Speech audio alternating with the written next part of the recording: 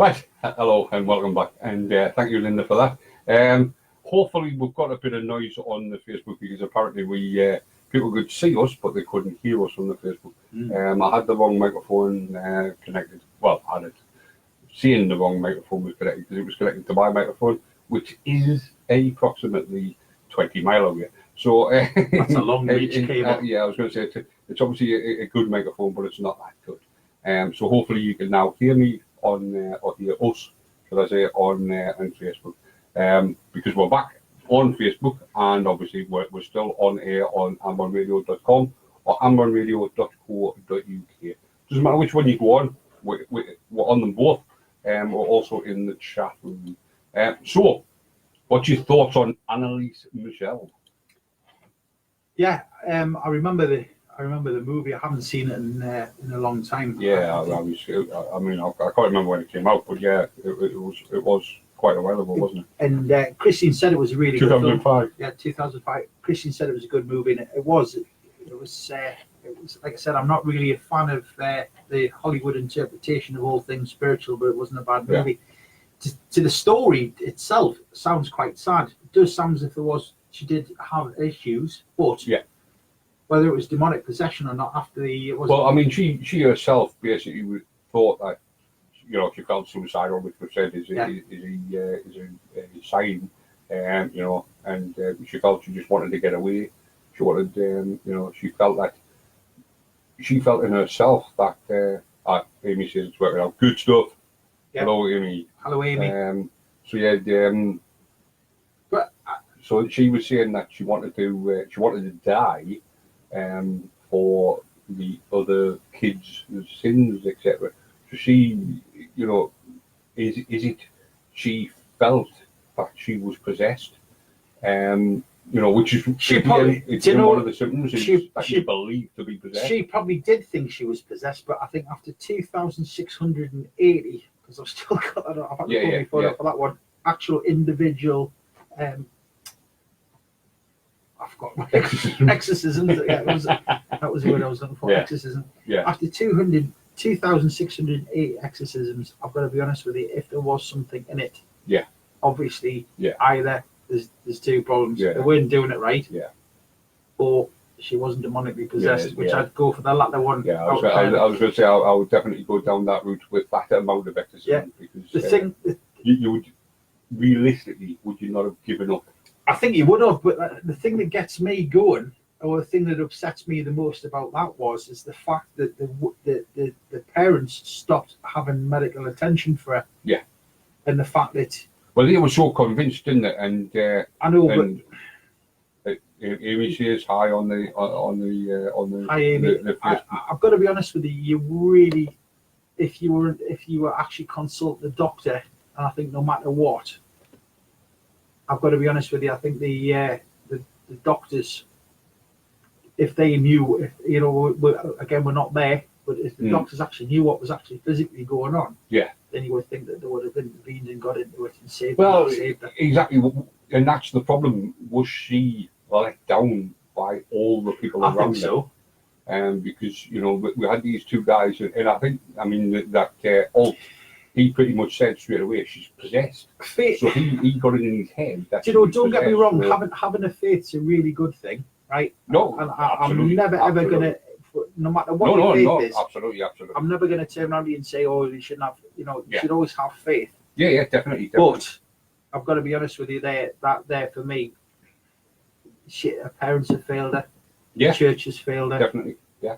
And then again, if she, if it was the case where there was, she was left in a home environment and things like that, I'll be asking myself, should she be in a hospital? Should she? Yeah. There's so many factors. Oh, definitely. And I know we're going back to the early 70s with it. Yeah. But again, I would have sort of, in my head, it would have been a thing of, she should have been in hospital. She should have been having, I think, professional care, professionally monitored. If they wanted to have the church involved, then the church and the hospital should have worked together, as opposed to the parents in the hospital working at home. Definitely. For me, but I think to cut off medication and to rely on your faith so much, as you say, they've let the young lads down. who died because, and Yeah. and when she's been post-mortemed, is that even a word, post-mortem? When the postmortem, When they carried out the post-mortem, probably the better way of saying it, they realised that what she died of was what her parents kept from her. Yeah. Food, malnutrition. She died from. I mean, from what I pick up starvation. from the story there, you were saying it was for the last year. And Yeah. The actual weights that she was weighing, I can't remember exactly. 30 kilograms, 36 kilograms, something like that. She was when she died. She was. I mean, that's skeletal. That is. Well, it is, yeah, exactly. But I mean, to be fair, I think you said about a year for her to go a year without food. Yeah. I've got to be honest with you. I mean, you look at cases of things like Diane's now in the Facebook as well. you look at things like anorexia and stuff like that in young people. In fact, 30 kilograms or 68 pounds. Yeah, I mean, And she had broken knees because of all the chemotherapy. it's terrible. It is. I think she's definitely been failed. Yeah. Well, she obviously wasn't given any water either because it was malnutrition and dehydration. Yeah, I was going to say, because I mean, for it to last a year, she must have been taking some form of liquids, because obviously you're talking days, not even that, going for dehydration. Well, they probably were given her holy water or something, weren't they? Yeah. Expel, the power of Christ compels you and all that. No, I think it's one of them situations where I think she was failed desperately. Without a shadow of a doubt, she was, which is really, really sad. The next one, the big one. The big one. Yeah, this one. Everybody, do you think the parents were maybe trying to hurry her death to ease her suffering? Yeah, possibly, but the way they did it. It's a really interesting point, Christine, and I've got to be honest with you there. You'd probably, I think, if you were going to do something like that, you might have, if you wanted to. Diane obviously was trying to listen to us both on Facebook and on the radio. Yeah, if you're going to, if you wanted to hurry her death up, if that was what you were going to do as a parent, I think you'd probably. You would give her something, wouldn't you? You would give her, yeah. It would be. Inject her with something. I mean, you listen to some of the stories where people have given. It was absolutely. Sort of getting like things like rat poison, arsenic, that type of stuff. Yeah. I mean, to actually. Because she was suffering, so even if we give her some poison, yes, she would have suffered, but she would have suffered less because she would have suffered only for a period of time. But then again, was it that the parents had the fear so much that they thought she was going to get better, or was it a case of the parents didn't want to be implicated in her death? They wanted her to die, but they didn't want to be implicated. You see, you don't know. And they went down the route of let's blame the demons. It's the three sides to every story, isn't it? It is, absolutely. We had this, talking about the conspiracy theories and things like that, the first show that we did. Yeah. You'd probably, if it was that bad, but then you would probably use the medication. Yeah, that makes sense. To get rid of it. Yeah, if you're going to get rid of it, it's going to be the medication. Jumping back to conspiracy theories, the conspiracy theory about Michael Jackson, about him dying with some of his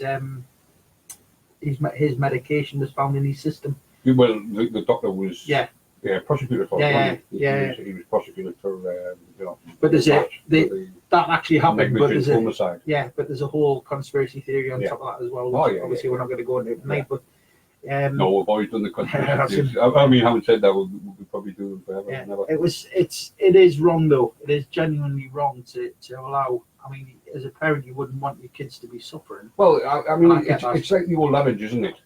If I've got no money, not so much now because both my kids have their own life and they're both working and earning their own crust and whatever. But when they were at home, if I was short, then it would be me that went short. Yeah. I mean, how many times did your mother not eat because by the time she dished out food, You know, she would obviously eat because she's alive. Yeah, But yeah. what I mean is, how many times did she dish out the food and then, you know, end up with, because your father always, you know, traditionally the father always got the biggest lump, as it was, and then it was to your kids, and then the mother, who was the last person to dish out her food, would get the least amount because she would get what was left. Yeah. Oh yeah, I understand that, but like I say, it's kind of. I mean, going back to this, it's very, very difficult to say it. Oh, Aaron's back. Uddy. Merv's back. We've got Connor now. Connor Anderson. He's in there. Hello, Connor. But no, I do think it's a massive failure, and it makes you wonder if anything could have been done if she had professional help, etc. You could. Yeah, exactly. The mother would do without for her kids, absolutely. And I would like to think fathers are exactly the same, because I know I would go without for my children. I mean, I've got 2 pets. I've got a dog and a cat. You know, and if, you know, God forbid, I ended up with the last £5 in my pocket, and it was a case of buying dog and cat food or buying me a McDonald's, then the dog and cat would get one, because that's, you know, I love them so much that's what I love. Yeah. And 2, I couldn't face the wrath of Amber. That's that factors out of Holland. Yeah, exactly. So if you've got a story, regardless of what it's about, you know, I mean, we've obviously been going down the Annalise Michelle route and all about, you know, possessions and taking your own life and parents killing you off and this, that, and that. But if you've got your own story about anything, it doesn't have to be about possession. Yeah, tonight's subject anything paranormal. Yeah, exactly. And you know, we did say what paranormal is. Paranormal is ufology, so you know, anything to do with UFOs. What is it? Cryptozoology, which is, you know, Bigfoot, Loch Ness, all them. So anything at all that you've got a story about, you know, if you've been to Loch Ness and you've seen the Loch Ness monster, first of all, shut up. No, I still live in hope that he's going to pop his head up sometime. No, I tell you what. No, seriously, you know, although I am, as I've often said, a non-believer. Slightly skeptical. I do listen to what people have to say. You know, and if you've seen Loch Ness and you believe you've seen Loch Ness, then you believe you've seen Loch Ness. That's all. That's the best way of putting it. I'd say there's one of the things that I want to do as well is we're going to be going into all the paranormal groups that we can actually find on Facebook. We're going to infiltrate it all. Infiltrate. What we want to do is, if you're a member of a paranormal group and you do regular investigations, it doesn't matter. I mean, obviously we would like it for the northeast of England, but if it's all around the world, if you know, anywhere it is, if you want to get on here and tell us what you're up to, tell us about what you've done, tell us some interesting stories. If there's anything, videos and photographs and stuff that you want to share with us, we want to make this a little bit of a paranormal hub. Yeah, absolutely. I mean, the whole point of the show, the reason the show was started was, first of all, to get stories from you. You know, there is a local guy who used to do a very famous phone in, and he's very famous for this sort of stuff. And it's not, at no point is it to replace his show. No, we are not in competition with him at all. The point of it is, we wanted to get it from all sides.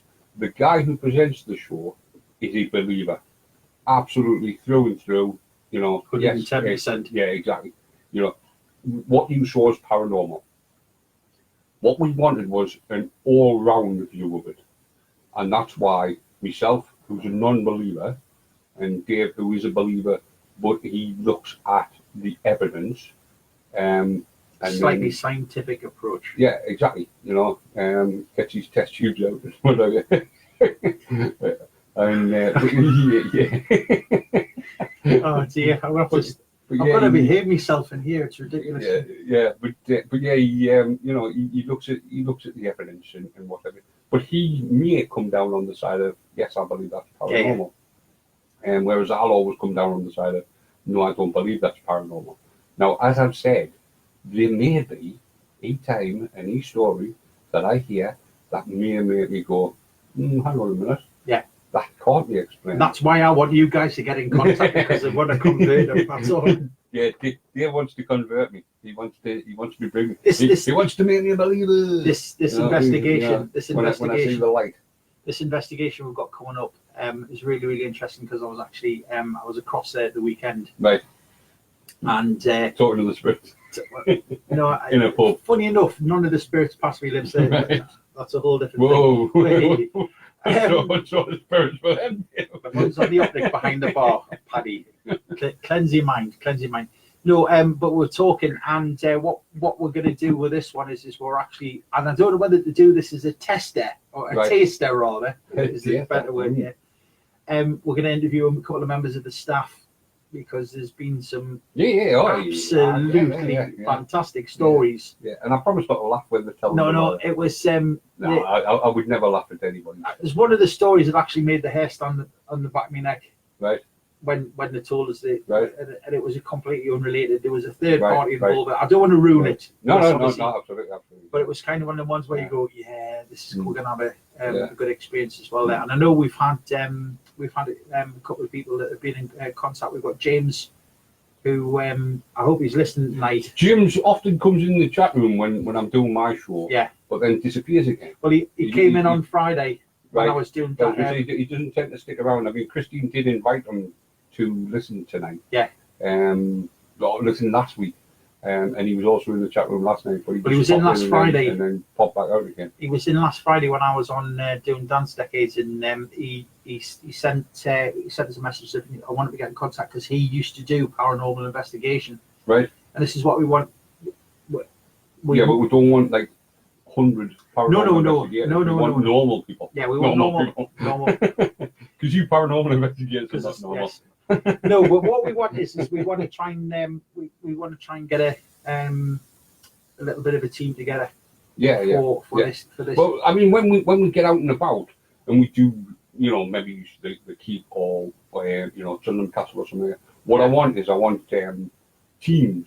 Yeah. So I'll go with one of the paranormal investigators. You go off with one of the paranormal investigators, and Aaron will go off with one of the paranormal investigators. But so depending on how many we get. Yeah. Because the whole point is we're also going to start off some ghost tours. Yeah. And that's something that we're looking at down the road. So there'll be a group of maybe just small group, maybe 8 or 9, maybe 10. Yeah. And so there'll be a group of 30, we'll say, split up into groups of 10. Yeah. I mean, depending on the size of the venue. Yeah, of course. Obviously, we've got to be Yeah, of careful. course. I mean, we'll obviously recce the event first before we throw out into the. And we want everybody. We want whether you're a skeptic, whether you're a believer, whether you're just somebody who's got out a day on a Thursday night or whatever, Anyway, for free will do. 13,000 of you haven't because you listen to us. Yeah. No, but we want to try and get a reliable sort of core team together as well. So if that's something that really does interest you as well, if you've done it in the past or anything like that, or there is an established group out there that want to get stuck in with us as well, we're quite happy with that. Well, Christine has her. Christine goes out with the group, doesn't she? Christine's going to use her contacts, aren't you, Christine? I'm hoping she's nodding her head now and talking back. Well, if you go through, otherwise you're talking to yourself. Yeah, as usual. But no, Christine is. Well, obviously, we're going to be getting her roped in, and we are going to get her into the studio at some time. I do believe we're going to get her down and. Yeah, if we could fit her in, she could always sit on my knee or something. It is. This is the broom cupboard, literally. But yeah. Yeah, the reason we can't both be on the webcam, the reason we both can't be on the webcam is due to the fact of the size of the room. We can't find a place to put the webcam. So what we're doing next week, Christian's already passed the more. Next week, what we're doing is I hope she's seeing who was in getting involved and who was in sitting on my lap. So yeah, I was going to say. Well, I haven't said that. Never mind. We were talking about my online dating expertise earlier on. I know that and scares me. That really does. What that I'm online? Yeah, that you're online and there's online dating. That's what happens when you have the internet. Yeah, and as I say, some of them are definitely possessed. But anyway, what was I saying? If there's anybody that's listening that's actually contacted him on any of those apps, honestly, he's not sorry whatsoever. I mean, no, I'm not even going to tell you the story because otherwise it takes it miles away from the. Go on, tell us. Well, basically, there was one night I went. He's got the resistance of a wet Kit Kat. There was one night I went to work and I'm driving around and I get a text of one of the women that I'd been contacting from the online. Patrick, that is rude. You got your Sunday name as well, I love it. Yeah. Getting wrong off my sister. So anyway, I'm driving around in my taxi because as you know, I'm a taxi driver. So I'm driving around in my taxi and I get this text off this woman, and I thought, oh, as you do, she's getting in touch, she's obviously interested in this. She got in touch to ask me where I was because I'd arranged a date to go and meet her in a pub. She was stood in the pub waiting for me, and I was driving my taxi. Oh, Paddy. Oh, man. So, yeah. I obviously, no. My memory is like a sieve.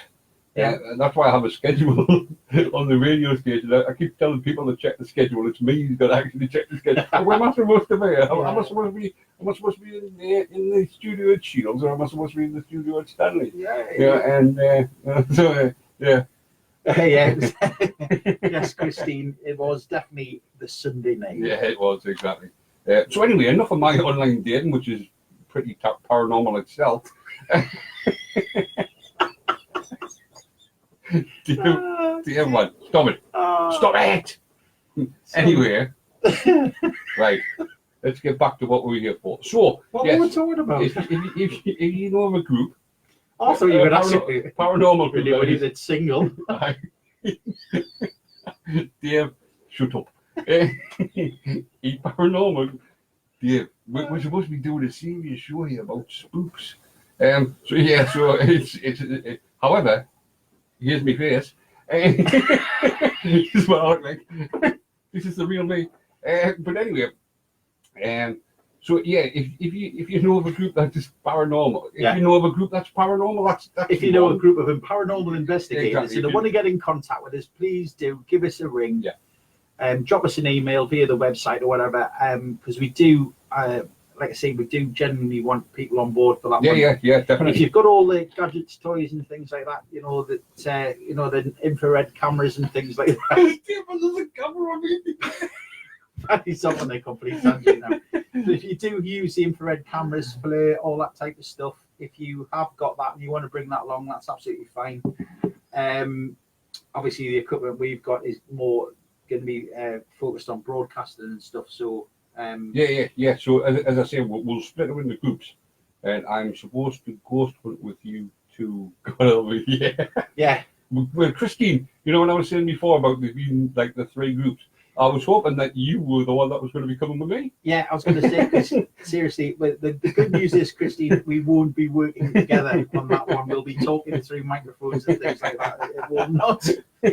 We won't be. Yeah, you're the expert. Yeah. So you're going to be with me, and Dave's going to be with somebody else, and Aaron's going to be with somebody else. Yeah, I think I'll probably be. Aaron's watching us on Facebook. He didn't even know that he was going to be involved in the ghost. Yeah. He's going to be getting into me. What? Well, text is going to go any second now, Dad. What do you mean? They are Christine saying few.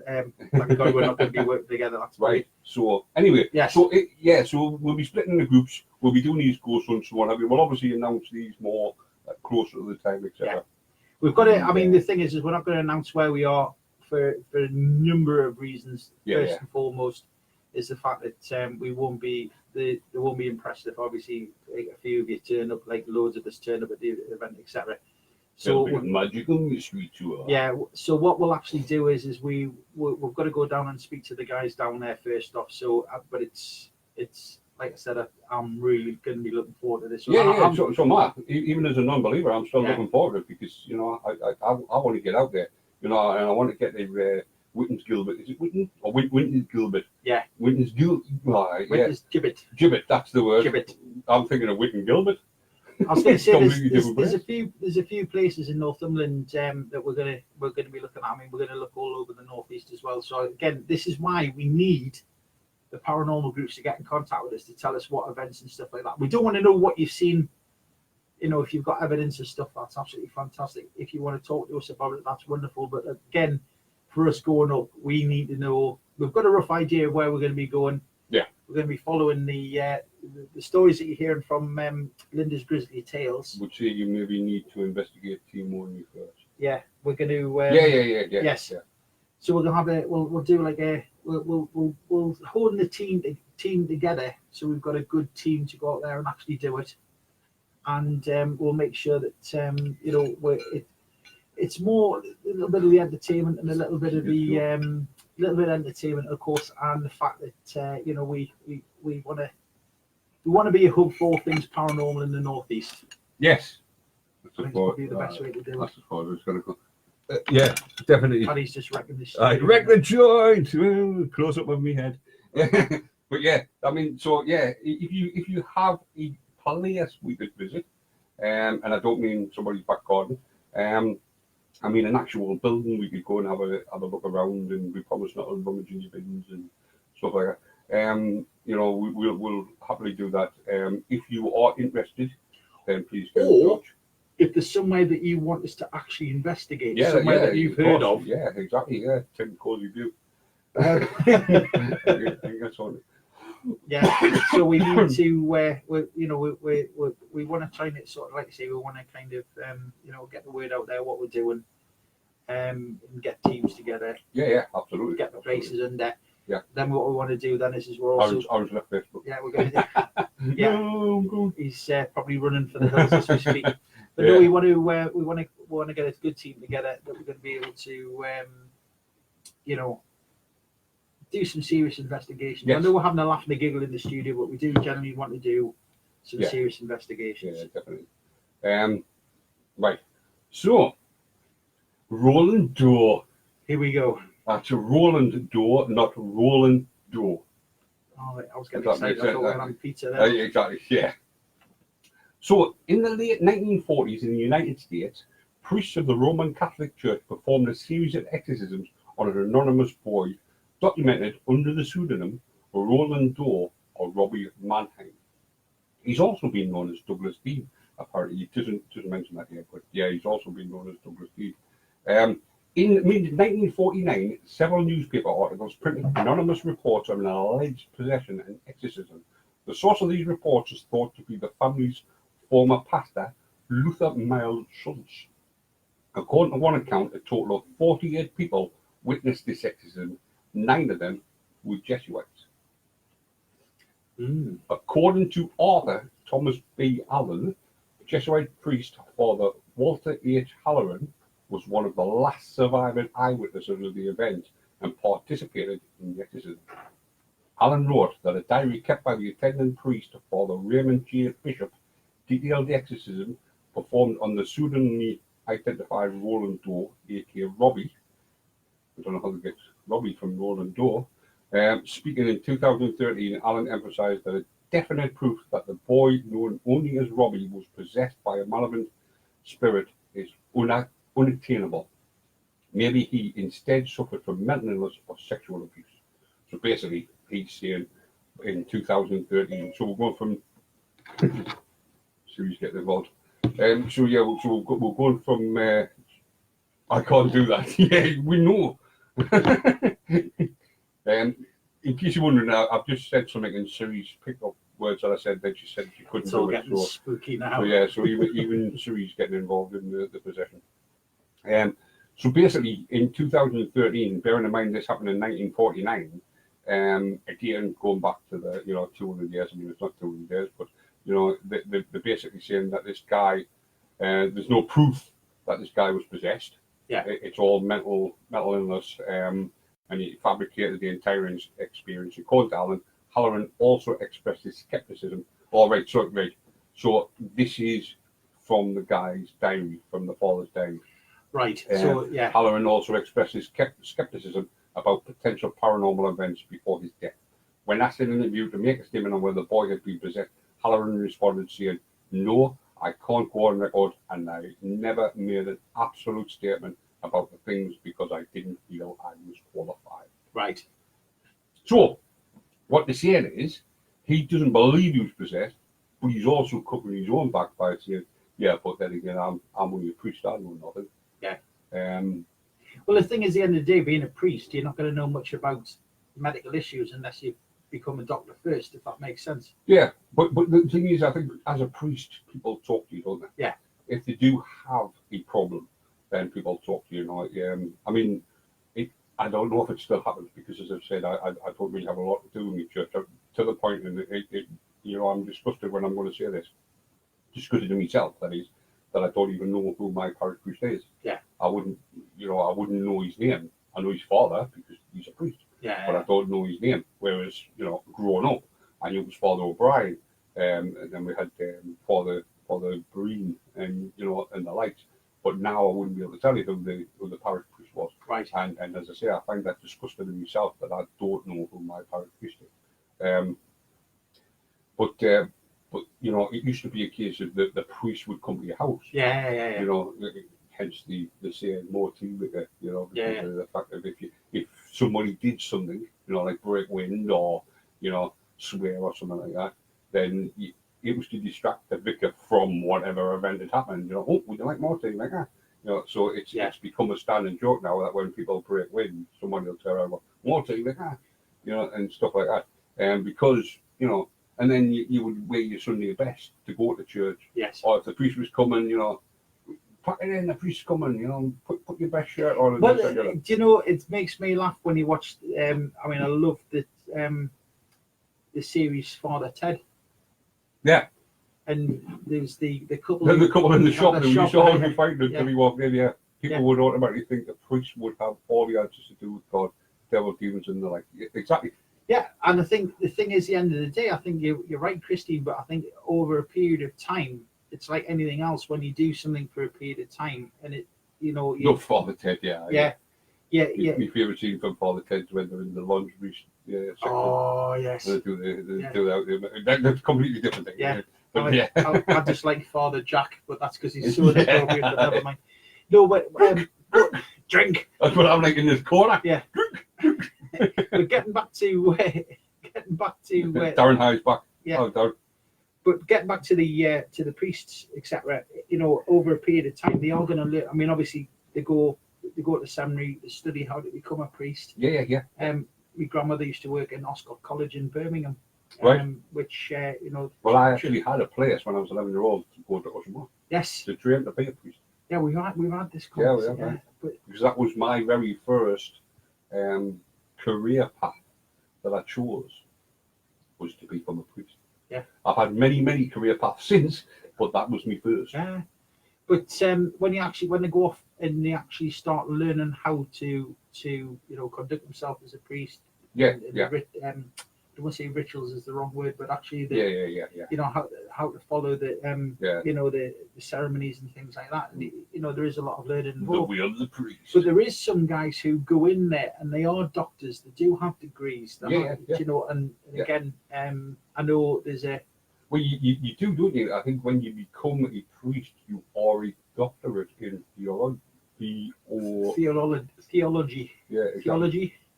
I don't know. Somebody will correct me. They turn out rather different than buddy. Yeah, I did. Yeah. Yeah. I've got the monk's haircut though. Yeah. Wait till he falls asleep, it'll be a bit lower. But I love when he pull that face. But no, again, some of them do go in and they'll be a doctor, as in a medical doctor, or they'll go in and they'll be an accountant or what. They'll have done something first before they take that decision to change their life. And but the thing is, you can't be married. No. To become a priest, you can be to be a vicar. Yes. But you can't be to be a priest. Which always made me wonder them giving advice on marriage. Something I've never actually told anybody, so I'm going to announce it to the world. Oh no! All in one go. I did actually, when I got divorced, I did actually reapply to be a priest. Did you? And they said I could come as a first minister or something. But I can't be a priest. I can't be ordained a priest, but I I could be a priest but not ordained, and it's something like First Minister or something like that. It's not First Minister because that's the bloke who's in charge of Parliament, isn't it? But yeah, it's whatever it is anyway. It's a priest but not ordained. Right. I'll have to look it up and see what it is. But yeah, I did actually apply when I got divorced. Yeah, but the thing is, because I've been married and had kids, I couldn't do that. But the fact that you've actually, I just wanted a big house. but the thing is, like I say, for me, when you go and making that decision, it's a major thing committing yourself to the church, not so much more for the Protestant side of things, because you can be married, you can have kids and things like that. Yeah, well. Yeah, oh, it's definitely there, loss. We've got somebody else in now. Oh, we've got Tom's back. Hello, Tom. Don't you see? Give them a weird deal. There's my hand. There we go. That's Dave, by the way. You should have a picture of your hand, a picture of you on your hand, so you know. I'm scared the hell out of people. That's me. Just keep me microphone, by the way. Yeah, sorry. Everybody's just dropped the cover. Yeah, exactly. Well, everybody's just dropped the cover because they've just found out that I'm applied to be approved. Yeah, I can just imagine. Yeah, I don't know, but what are you trying to say? I don't know. Just I just want to do exorcisms. That's what it is. Yeah, there you go. The power of Christ compels you. That's all I want to do over and over again. Yeah, I was at 2,680 times.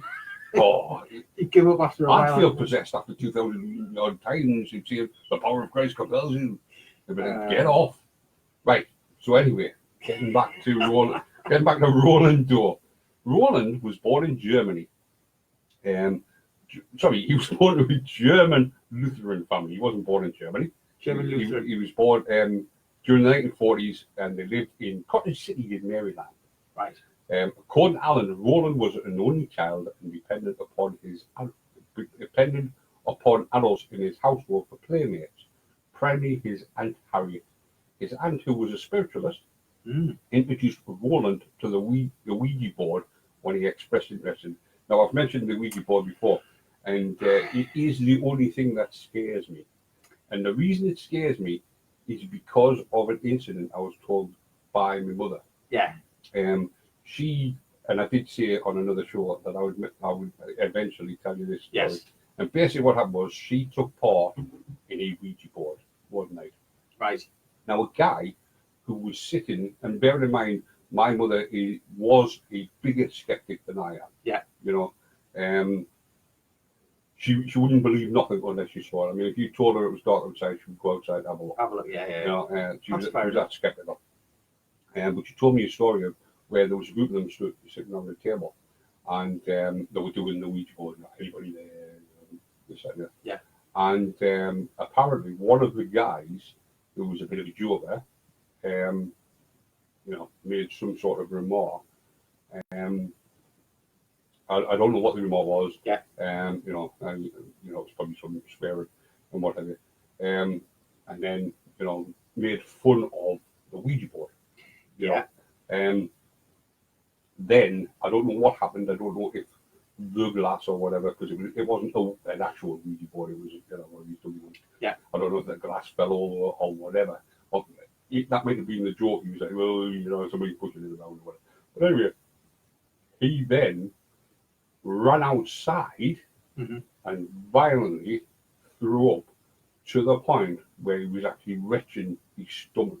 He was retching that much. Now, you could look at it two ways.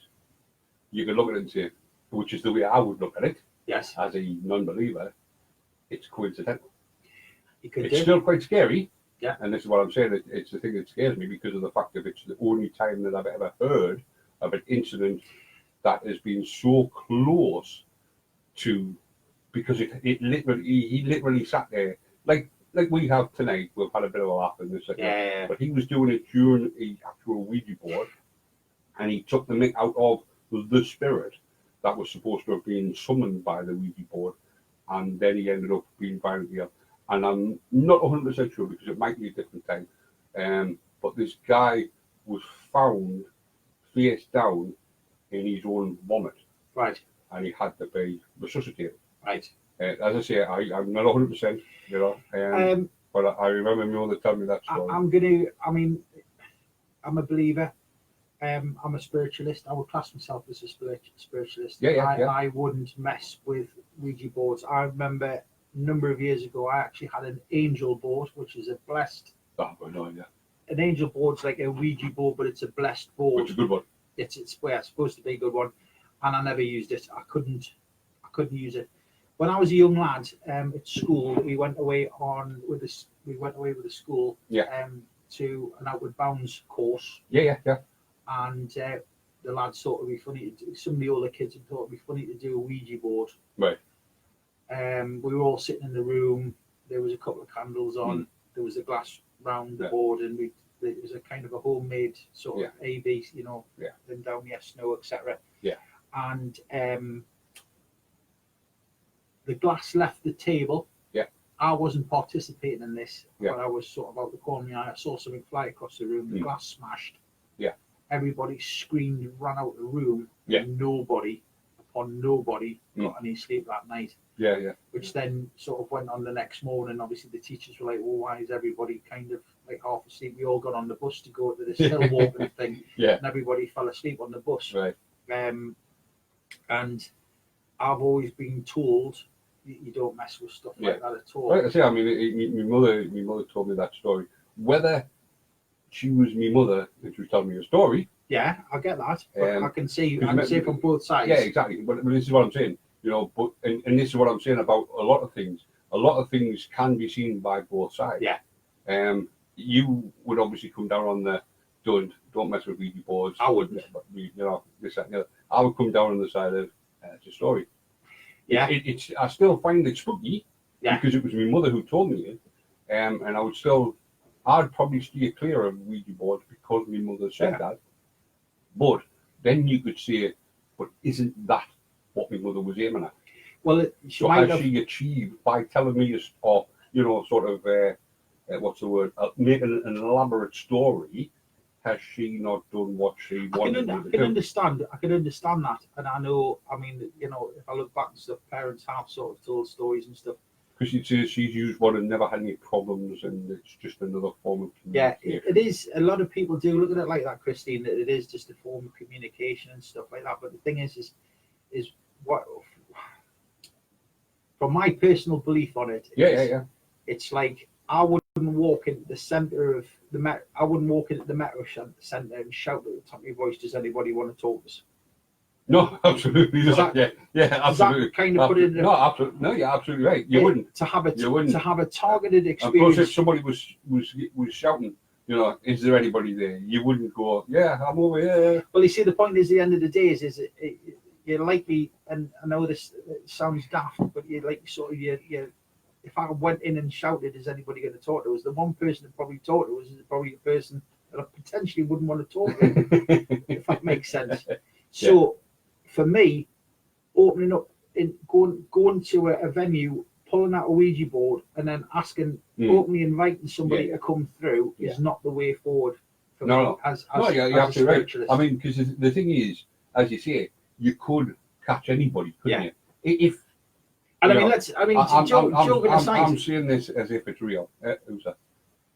Good evening, gents. Seeing the live feed on Facebook, thought I'd have a wonder. Excellent. Of course, but you're more than welcome. Welcome, Steve. Excellent. But yeah, hi, Steve. But yeah, for me, obviously, I don't believe in that sort of stuff. I get that. So I think there is somebody pushing that glass. Right. Because it is easy to make something move without, subconsciously. Because people say, you'd be able to see the whites of people's fingers if they're pushing the glass in this. But you can't. You can make a glass move without putting a lot of pressure on it, especially if everybody else isn't. But if everybody's just resting their finger on the top of that glass, then you can make that glass move without subconsciously. I would agree. Any pressure. Without excessive pressure. Yeah, exactly. That's the word. And I do agree with that. I do completely agree. But the other factor is I can see where it could be manipulated by people, and somebody could. But then again, some of the other things, as a spiritualist, that I have actually witnessed, things like table tipping, and I'm not a fan of that either, to be fair. But I have. I've done it in a few restaurants. I never. No, I tell you, there's been restaurants I've wanted to take Yeah, tables in, but the only restaurants I go to is McDonald's, and you can't tip the table. you kind of screw to the floor. But no, I have actually been to a couple of table tipping sessions, and I've got to be honest with you, that scared me senseless. Yeah. That genuinely scared me. And yes, it was on good intentions, and yes, it was in a supposed controlled environment. Yeah, yeah. But that to me was a little bit too much beyond things, you know. Even if you have your finger overturned and using your fingernail. What?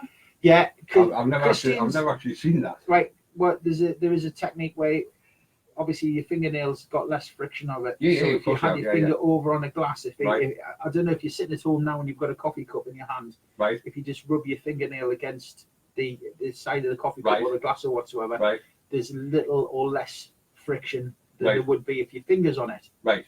So what they would actually say is as a tester for somebody like yourself who Right. is skeptical and Yeah, turned yeah, around yeah. and said, I do not believe in this Yeah, yeah, because yeah. you're pushing it. Yeah. Then what you'd actually then do is everybody would turn the finger over upside down. Right. So you'd invert your finger. Right. You'd have the nail against the top of the glass, which Right. you can't then push it. I've never actually you're tried still in that, so I contact. shall give that a try later. But I've never actually tried that. But I'm sure with practice you probably could. It's a lot. Remember, Dave, Yeah, I yeah, will always I go know, down the route of a I get possibility. that. I get that. But it would be. I'm not going to sit here and say that you're lying. No, it's. But I will always go down the route of that. It's there's a lot possibility. harder. It is a lot harder. It's a lot harder, but not impossible. I wouldn't personally. See, that's the thing. If it's possible, you'd then struggle. it can be. Yeah, you would struggle, but it's possible. You would And this is the what only I'm way saying. that This it would isn't- actually be physically possible is if you actually got I can't remember the where your fingernail actually goes at the skin forming around your fingernail if Right, it actually right. make contact with the glass. Right. But if it was literally only the nail only, that you wouldn't be able to move the glass. Right. Because there's no friction there at all. Right. So that's Right. what. But could you not make friction?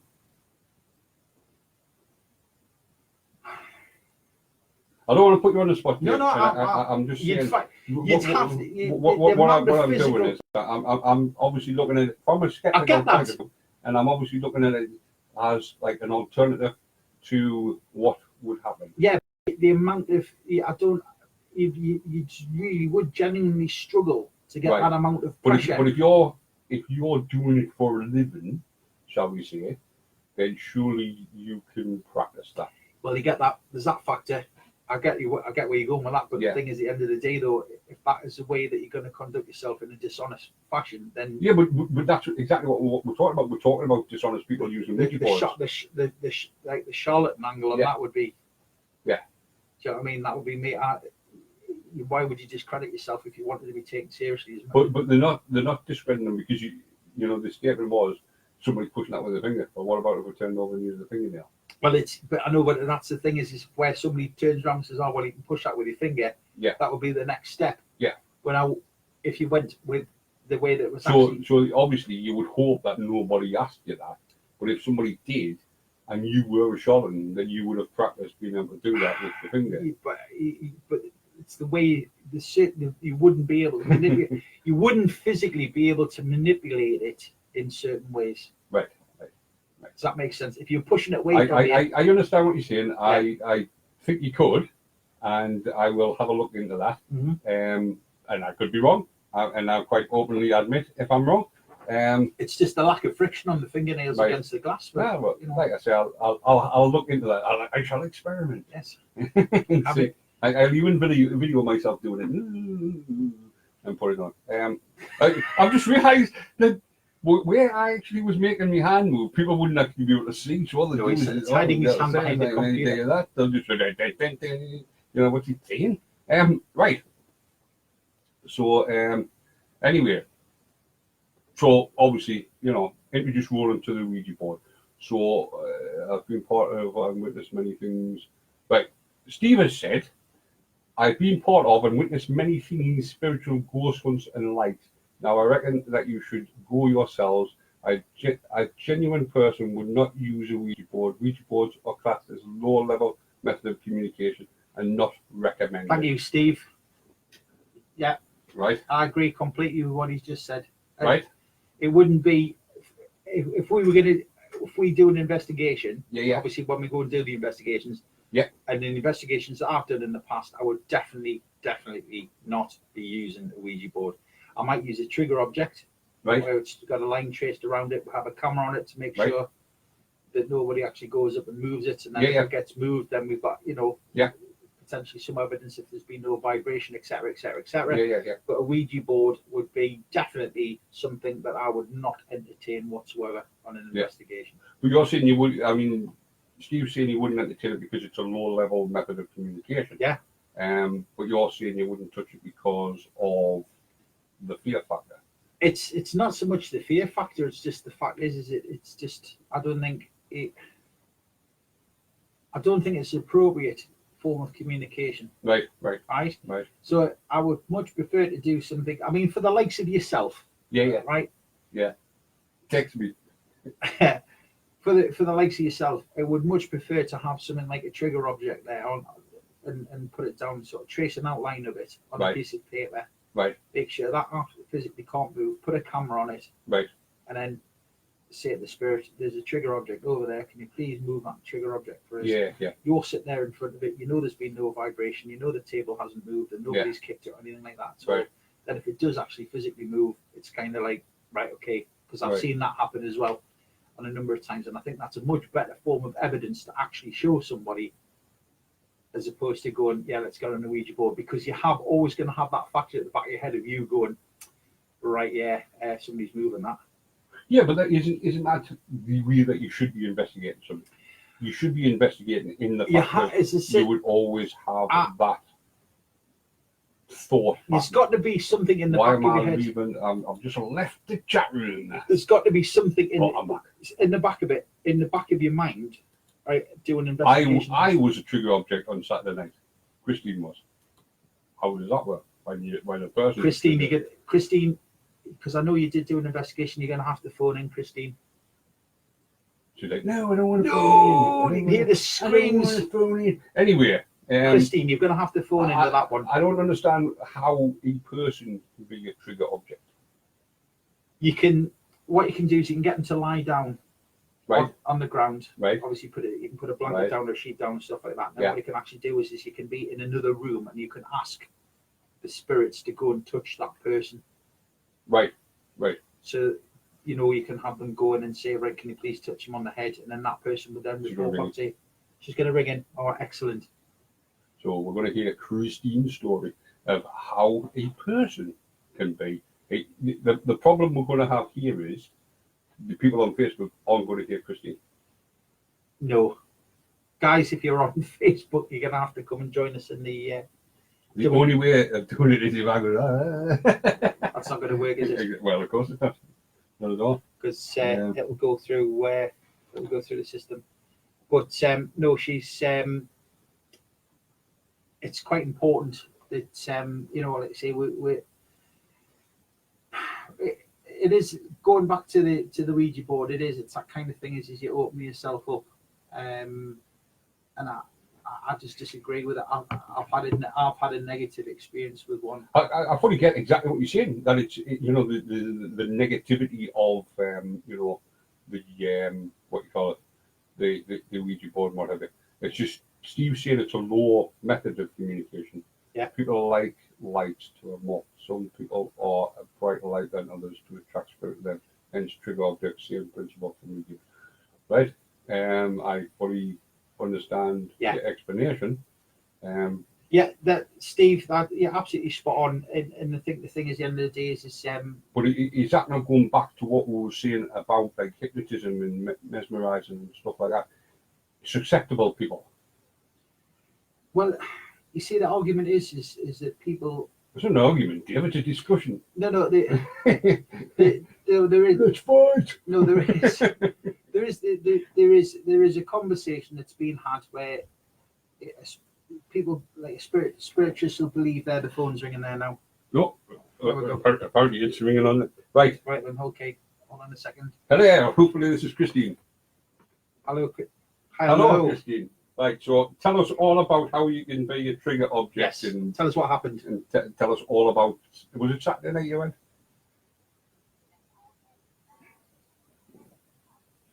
Yeah, and that Cockenzie place. Yeah, yeah. All right, mate. I used to be on. That's where I started my radio career. Was for a station called Preston Grange radio station. Yeah. Blimey.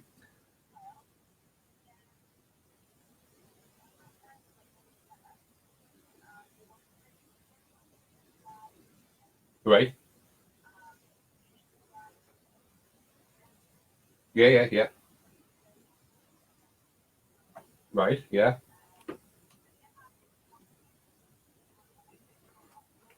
Whoa. Yeah. Right.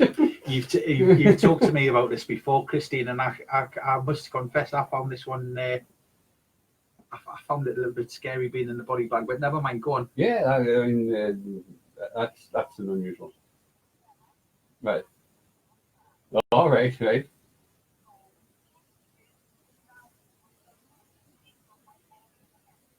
Yeah. Yeah. Oh yeah. Yeah. Yeah. Yeah. Right. That's for Right. EVP, yeah. You what? That was for EVP. If you heard any electronic voice phenomena, yeah. So I'm Right. just explaining because we're going to teach Paddy. We're going to teach Paddy all these things. Is that like what? Like a voice recorder. Right. Yeah. So if you heard anything, if anything was saying, hopefully you would pick it up. You could play it back afterwards as well. Right. If you ask, you might be able to ask specific questions to Ah. it. Right. Right. So Right. we'll teach him. Don't worry, Christine. On this investigation, Yeah. I'm relying on you. Yeah. Yeah. Right, go on, Christine. Sorry, we're interrupting you.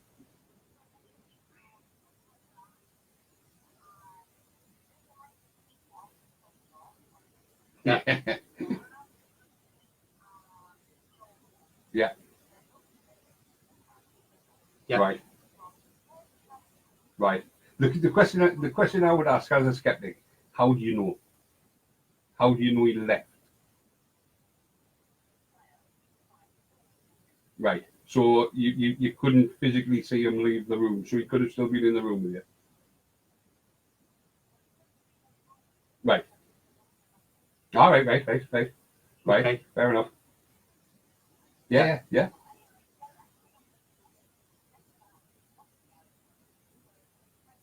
Yeah. Yeah. Yeah. That's your panic button. Yeah. Yeah. Yeah. Yeah. Yeah.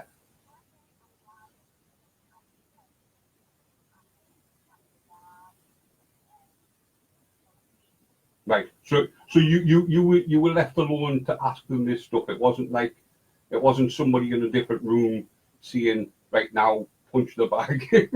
Punch the bag. That was the first thing that cut me head, Christine. Sorry about Christine, that. honestly. Dear God. Oh, Right. Yeah. Yeah.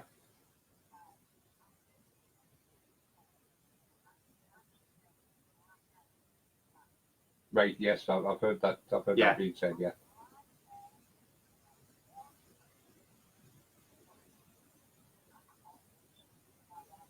Yeah.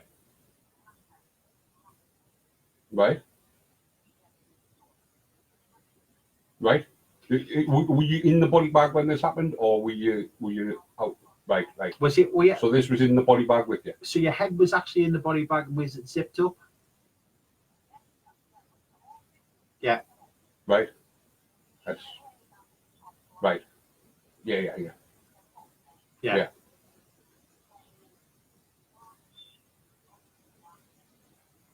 Right. Yeah.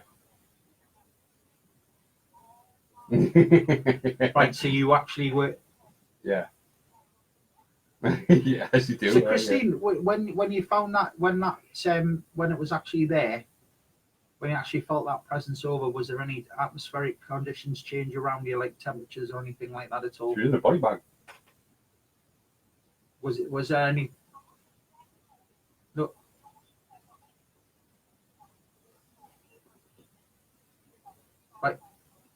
So there's no temperature change or anything like that. No, I think here means did you feel? Did you feel anything? Did it feel as if you went chilly or whatever?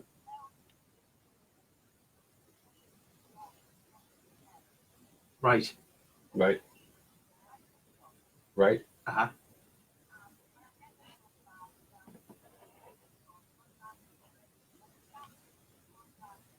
Yeah. Right. Right. Yeah.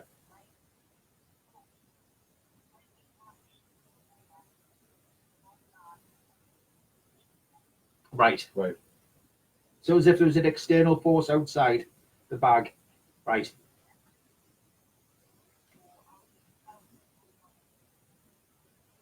Yeah.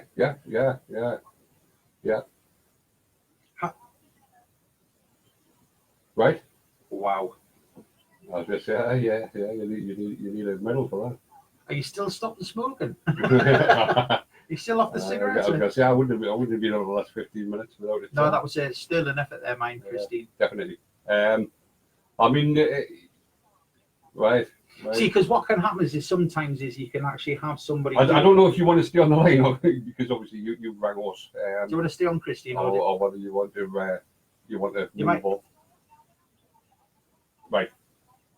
Right. Yeah. You just obviously we don't want you like sort of hanging around whilst that punch Dave in the face. No, hey, Christine, thanks very much for that. Yes, and I'm gonna say this, I will be in contact with you as well because I need you to come and have a look at this place with us. Yeah, definitely. We definitely need you. Okay, you take care. Thanks for Thanks calling. very much. Cheers. Bye. Bye. And that, ladies and gentlemen, is how easy it is. Yeah. So if you've got something you want to tell us, then please get in touch and how tell easy us. it is to get in contact with us. So what Christian's saying there, what I was actually saying is that she's gone as a trigger object. Right. But what you could actually do in that experiences as well, what you could do as a control, you could put a camera in on top of it, down on Christine and see if anybody is actually going in and interfering. Right. That was why I was asking, and I've got no reason to disbelieve what Christine said. Yeah. But her only evidence of someone leaving was to hear the two doors. I know where you're going with that. I completely understand with that. Was the outside pressure that was mentioned that person still in the room? And I understand why you're asking that. Yeah. And this is what I'm saying. I'm not. At no point am I ever going to say that what Christine experienced isn't what Christine experienced. Yeah. But as I've said many, many times, I will always look for an alternative. And as a skeptic, non-believer, whatever you want to call me, my thought pattern would be that person conned Christine into believing. And I could understand, that he left the room. and knowing, and obviously knowing you and knowing the way you think, I could understand why you actually think that. Now the thing is with Christine is if we step back, and again, I'm not from my point of view as a believer. Yeah. The first thing I would say is if he was to do that, and I know there's the prank factor and stuff like that as well. You can actually turn around and you can actually say,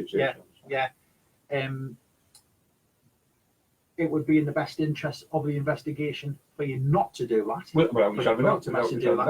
that. The fact of obviously that there's the two doors and Christine heard the guy leaving the room. Yeah. Obviously, that's very, very important as well. Because, absolutely. Again, absolutely. But like being a trigger object and stuff, and having it, you could ask from another room and have somebody turn around and say, there's somebody downstairs in a body bag. Can you go down? Can you affect them in some way? Can you touch them and stuff like that? Now again, this was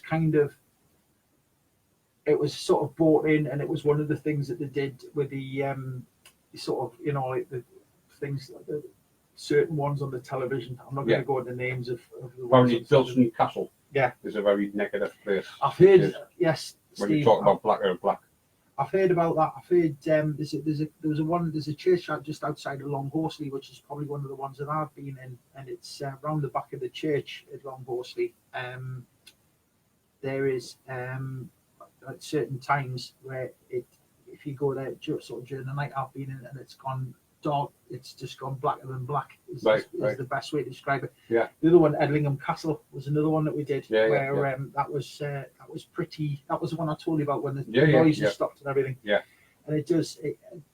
But again, we need to make sure that when you're conducting these interviews, when you're conducting the experiments, when we're out there, we've got to make sure that first and foremost there is nobody messing around. Absolutely. It would completely discredit what people are doing. So Of course it would. Of course it would. Yeah, of course it would. Christine, I've got to be honest with you. Bless you. You've got you're a better person than I, because that would be one I would not be able to get into. I wouldn't get into a body bag. You know, and I just wouldn't get into a body bag. It's got nothing to do with the spirits or anything. I just wouldn't get into a body bag. I think that's kind of my biggest fear, as you know, is to be buried alive. Yeah. So the last thing I'd want to do is get into a bag that I would end up in when I'm dead. Yeah. You know, so yeah, definitely not. There's definitely that factor as well, and I think, you know, like I say, is that going for it's a really good experiment. You know, there is sort of some sensory deprivation there as well. Yeah, of course. Which I quite like the fact of that, you know, and again. But then again, when you sensory deprivation, other senses kick in. Absolutely. I mean, Christy was saying that she felt weight on the bottom of her legs, and then it's